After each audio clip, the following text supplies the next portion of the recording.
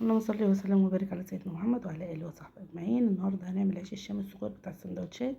عايزه اقول لكم ان هو تحفه والله. انا عملت قبل كده العيش الشامي ده كبير، المره دي عملت منه الصغير. بس طبعا كان على قناتي القديمه. ان شاء الله هحاول اشوف لكم الفيديو ده. العيش الصغير ده تحفه، انا بجيبه على طول السندوتشات. فيعني عطلت كده في مره وكنت محتاجاه، فقلت لا يلا انا مش هقعد بقى اعطل نفسي. ده هو بكيلو دقيق ان شاء الله هنعمل كميه حلوه. بص انا وريتكم كل العيش من تحت ومن فوق كله طالع تحفه، ما فيهوش حاجه بايظه. اول حاجه هنسمي الله وكوبايتين ونص من الميه. المفروض الكيلو بياخد 3 كوبايات، بس انا حطيت كوبايتين ونص، خليت نص كوبايه على جنب. حطيت معلقه خميره ومعلقتين من السكر ومعلقه من الملح، وهقلب كل المكونات دي. وبعد كده هندخل عليهم كيلو دقيق، بس اقلبهم الاول كده في العجان يدوبوا مع بعض كده، والخميره تتفاعل كده مع السكر والملح. وبعد كده هنقلب معاهم الكيلو دقيق ده. ما بتحطلوش بيكنج باودر، هو احنا بنحط بس الخميره. تمام، قلبتهم كده وهبتدي انخل بقى الدقيق بتاعي واحطهم على بعض، وهبتدي نعجن كده على اقل سرعه الاول. بصوا انا دخلت الدقيق اهو، زي ما انتم شايفين ده كيلو دقيق. هقلبهم كده في العجان. بصوا انا قلبتهم اهو في العجان، جبت لكم كده من فوق عشان تبقوا شايفين.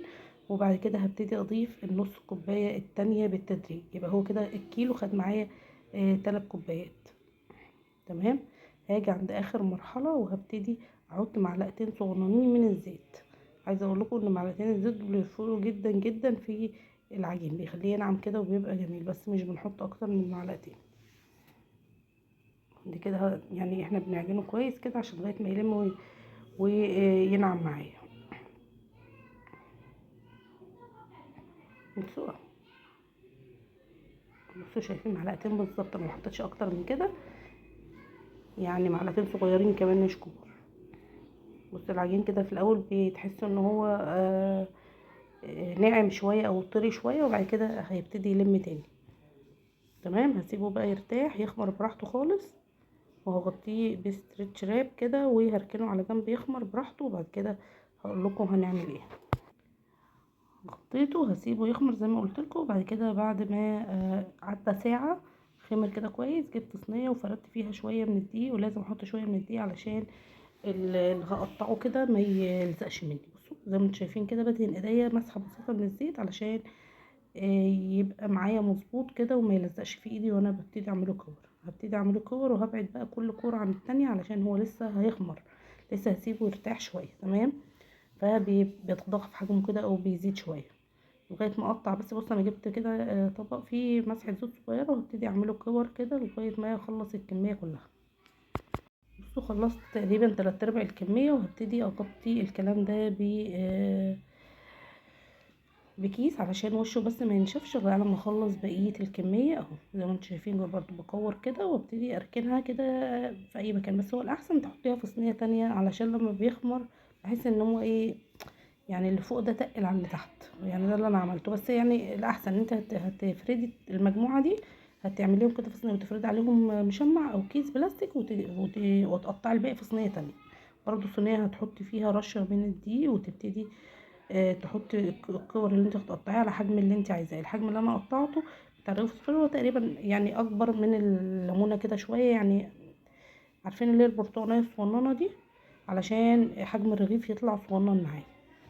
تمام، وطبعا انا بصوا لو انتوا خدتوا بالكم من اللي تحت الكيس تحسوا ان هو تضاعف حجمه شويه عن اللي انا مقطعه، بس هي كلها تقطيعه واحده. طبعا لما بسيبه الخميره بتمشي فيه. خلصت بقى الكميه كلها، وهبتدي بقى اجيب اول واحده احنا سيبناها قطعناها في البدايه. بصوا طبعا لازم نفردها على دقيق. تمام، وما بفردهاش فرده كامله، لان هي المفروض بقى سمكها تقريبا نص ملي علشان ما تبقاش رفيعه قوي، فيبتدي الرغيف آه، يبقى رفيع فما يعلاش معايا. تمام، بحاول بقى ما يبقاش فيه اي خرام. بصوا اهو نص ملي، ما يبقاش فيه اي خرام، وبخلي الحته اللي انا قطعتها لتحت، يعني الكوره اللي انا كورتها دي تبقى دايما لتحت. بصوا اهو بفرد على الدقيق على الوش كده علشان بس مكترش بقى الدقيق على الوش قوي، علشان وانا بخبزه ما يعملش معايا زي بقعه كده بيضه تبقى شكلها مش ظريف. طبعا وانا بفرد بقى الرغيف لازم يكون تحت الرغيف ده يكون فيه ملايه، ما افردوش منه للرخامه او للترابيزه او الحاجه اللي انا شغاله فيها على طول، لانه لسه لما بيخمر بيعمل زي تعريق بسيط كده، فالملايه اللي احنا بنفرده عليها بتمتص بقى التعليق ده، فما يلزقش او ما وانا بشيله ما يعملش زي ميه كده فيبتدي يعمل فراغات ويدخلك في قصه تانية. فالاحسن ان انت وانت بتفرديه تفرديه على ملايه او اي حاجه تكون قطن، اي حاجه قماش يعني. بصوا ما بفردوش فرده كامله، بتبقى الرغيف بيبقى تقريبا سمكه نص ملي، علشان هو لما بيخمر بتحس ان هو بيلم شويه، تمام، مش بيريح، بيخمر لفوق كده فبيلم شويه. هوريكم برضو شكله بعد التخمير بيبقى عامل ازاي. بصوا اهو بفرد كده بالنشابه، بفرده بسيطه جدا من النص كده على الاطراف، ما بحاولش ادوس قوي على الاطراف اللي بره عشان ما تبقاش رفيعه. بصوا اهو، بصوا اهي دي الكميه اللي انا عملتها كلها. هوريها لكم بقى. طبعا انا حطيتها كده زي ما انتم شايفين على ملايه، وهبتدي اغطيها بملايه كمان.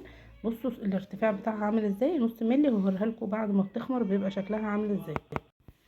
بصوا هغطيها بملايه اهم حاجه علشان برضو وشها ما ينشفش معايا وتخمر براحتها. انا غطيتها كده، وبعديها بحوالي نص ساعه هبتدي اشتغل في اول رغيف انا فردته. بصوا هشيل بقى كده الجزء بس من الملايه من الجنب اللي انا هشتغل فيه. بصوا بصوا بقى لما اختمر، بصوا ابتدى يرتفع معايا لو انتوا واخدين بالكم. بصوا هقرب يعني هجيب لكم برضو رغيف عن قرب. بصوا اقرب لكم رغيف كده واخده على ايديا اوريه لكم بقى. يعني ممكن تكون الكاميرا مش موريه مش مبينه لكم قوي، بس انا هحاول اقرب لكم. الارتفاع بتاعه بيبقى قد ايه، يعني نص مللي بيزيد شويه. بصوا بصوا تاخديه كده بحرف الملايه وتاخديه على ايديكي تمام بكل سهوله. شايفين بقى ارتفع قد ايه. تمام. هسخن بقى الصينيه اللي هعمل فيها او صاج او جريل او ايا كان اللي عندك، لازم يبقى سخن. ما بحطش الرغيف عليه بارد، باخده كده وببتدي يعني اول وش وببتدي اقلبه الناحيه التانية، يعني يا دوبك هو يشمع بس كده مش بيستوي، لازم يشمع بس، يقفل المسام عشان لما اجي اقلبه الناحيه التانية انا مش عايزاه يرتفع، يعني مش عايزاه الجنب ده يرتفع. تمام. انا عشان لو ارتفع والجنب اللي فوق ده ما قلبتوش بيعمل فراغات.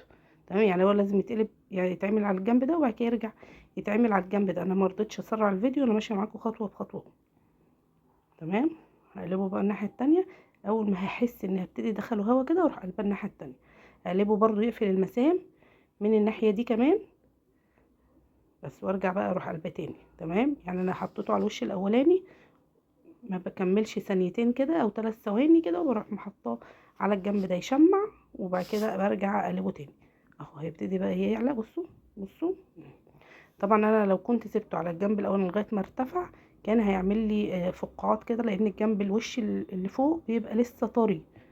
تمام. فما بيبقى سهل ان هو يتفتح، فالتشميعه دي هي اللي بتخليه يدخل جوه الهواء بقى ويرتفع معايا. بصوا لو حسيت ان هو ما قبش معايا من اول مره، انا والله العظيم مش مسرعه الفيديو ماشيه معاكم خطوه خطوه، ما حسيتش ان هو برضو قب معايا بروح قلبها ناحيه كمان. بصوا انا بس هظبط لكم الاضاءه عشان حاسه ان الاضاءه كده ايه مش باينه قوي. بصوا على فكره انا يعني ده اول رغيف ويعتبر الطاسه لسه هتبتدي تشد كمان في السخونيه. اول ما احس ان هي ابتدى يلون جاي معايا بسرعه ببتدي اوطي النار. بصوا بصوا الرغيف عامل ازاي. هو ده الرغيف بقى هو بيعلى معايا. هو هقرب لكم الكاميرا برضو. بص طلعته لكم كده وهبتدي احط الرغيف اللي بعده. بصوا نفس الفكره برضو. اهم حاجه ان انا بحط الرغيف ياخد وش كده الناحيه دي وبعد كده الناحيه دي بقلبه هيبتدي يرتفع معايا بكل سهوله. حسيت ان هو مرتفعش بروح عامله له قلبها على الناحيه التانية يرتفع معايا بكل سهوله. بصوا قلت بقى اسرع لكم الفيديو شويه. خلاص انتوا فهمتوا كده الدنيا هتمشي ازاي وهتعملوا ايه. بصوا دي بقى السخنيه بتخلي الهواء يدخل جوه، بس اهم حاجه زي ما قلت لكم بنقفل المسام كده من ناحيتين، وبعد كده بيبتدي بقى يعني تسويه بقى بالطريقه اللي تعجبك انت. حابه ان هو درجته تبقى فاتحه غامقه شويه براحتك. بصوا دي كانت الكميه اللي طلعت معايا من العيش. طبعا طلعته برضو على صينيه فيها بصوا هحاول اجيبه لكم برضو عن قرب كده رغيف كمان. بصوا كده اول ما بحطه على الوش ده بعد كده ارجع اقلبه، يعني بياخد تقريبا كده مني يعني قلبتين كده على كل وش اهو. بعد كده تلاقي ابتدى يرتفع لوحده وياخد بقى اللون من الصينيه. بصوا وانا بشتغل كده كان قابلني واحد او اتنين بصوا اهو مفتوحين من الجنب، بتبتدي تقفلي الجنب اللي مفتوح منه، هتلاقيه يعني ابتدى يظبط معاكي. بصوا لو في خرم او في حاجه انت بتقفلي الخرم كده بايديه اللي انت بتطلعي بيها الاسباتولا، هتلاقيه لون معاكي وبقى زي الفل. ده كده كان العيش بتاعي اهو زي ما انتم شايفين ما شاء الله الكميه كلها. بس طبعا انا طلعته سخن كده على صينيه فيها ملايه علشان هو سخن البخار بس ما يعرقش معايا. بصوا سبته برد شويه. وطبعا واحنا بنشتغل كان ولادي كل شويه يروحوا ايه واخدين رغيف اتنين، لان انا والشباب كان عاجبهم جدا. يعني كان مطلع تقريبا معايا 45 رغيف، دول تقريبا 35 او 38 حاجه زي كده. بصوا العيش عامل ازاي، الله اكبر. يا رب الفيديو يكون عجبكم واستفدتوا منه. ما تنسونيش في اللايك والاشتراك في القناه وتعليقاتكم الجميله اللي دايما بتفرحني.